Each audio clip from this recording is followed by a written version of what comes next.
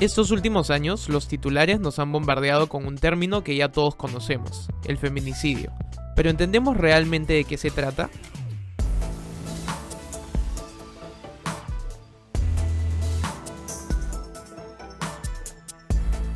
El feminicidio tiene dos definiciones comunes dependiendo del país.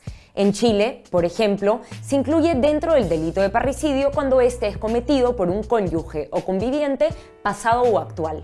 El Perú coincidía con esto cuando incluyó el feminicidio en nuestro Código Penal en el 2011. Sin embargo, en el 2013 separó el feminicidio del delito de parricidio y lo definió como la muerte de una mujer por su condición de tal.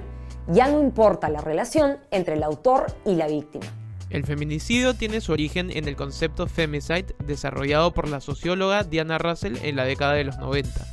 Fue un concepto clave en una de sus obras para describir las muertes violentas de mujeres o un estado de violencia continua que las aterroriza. Además, lo colocaba ya en un contexto sexista motivado por odio, desprecio, placer o sentimiento de propiedad sobre las mujeres.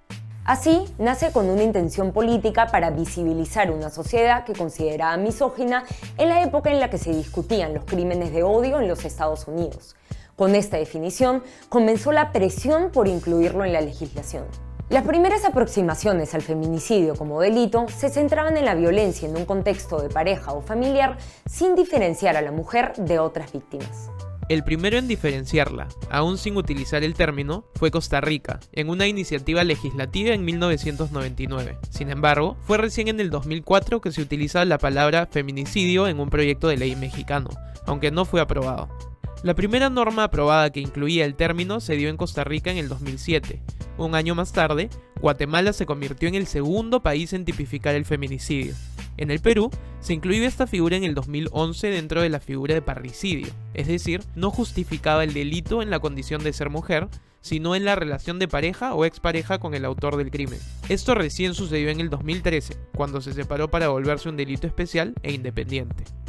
A nivel internacional, los argumentos para legislar penalmente la violencia contra la mujer aseguraban que el Estado sancionaba pobremente este tipo de crímenes. En otras palabras, se buscaba mejorar la respuesta del Estado. Así, la definición de feminicidio adquiere importancia en Latinoamérica como una respuesta política. Mientras sus detractores aseguraban que el derecho penal debía ser neutral y no diferenciar la violencia contra la mujer de las demás, sus defensores aseguraban que era admisible como una medida temporal para luchar contra patrones discriminatorios, como consideraban la violencia contra la mujer. Este último argumento nos lleva a entender que, como base para el feminicidio, se asume que la sociedad objeto de regulación es machista. Así, consideran que la mujer es discriminada y, por lo tanto, sus derechos deben ser especialmente protegidos. Algunos argumentos en contra de tipificar el feminicidio como delito especial e independiente aseguran que este problema puede ser incluido en otros tipos penales sin necesidad de discriminar al hombre al sancionar su muerte de manera diferente y menos severa que la de la mujer. Además, la naturaleza del derecho penal es considerada un último recurso, pudiendo implementar otras medidas antes de considerar tipificarlo como un nuevo delito. Ahora, como hemos visto, uno de los argumentos principales para tipificarlo es mejorar la respuesta del Estado. Es decir, se busca desincentivar este tipo de crímenes a través de una pena más severa. Pero, ¿se está produciendo el efecto deseado? Como esta tipificación es casi exclusivamente latinoamericana, no existen muchos estudios de sus efectos. Sin embargo, según un estudio de Celeste Socamano, publicado por la Corte Interamericana de Derechos Humanos, de 14 países de Latinoamérica, incluyendo el Perú, no hay relación entre la tipificación del crimen o la severidad de la pena y la tasa de feminicidios. Por el contrario, un mejor nivel de Estado de Derecho, el control de corrupción estatal o la proporción de escaños ocupados por mujeres en el Congreso sí serían indicadores relevantes para predecir la cantidad de casos. El propio estudio reconoce una limitación que es importante analizar. A pesar de que los países escogidos tienen un registro organizado del feminicidio, es todo un reto recoger datos de calidad.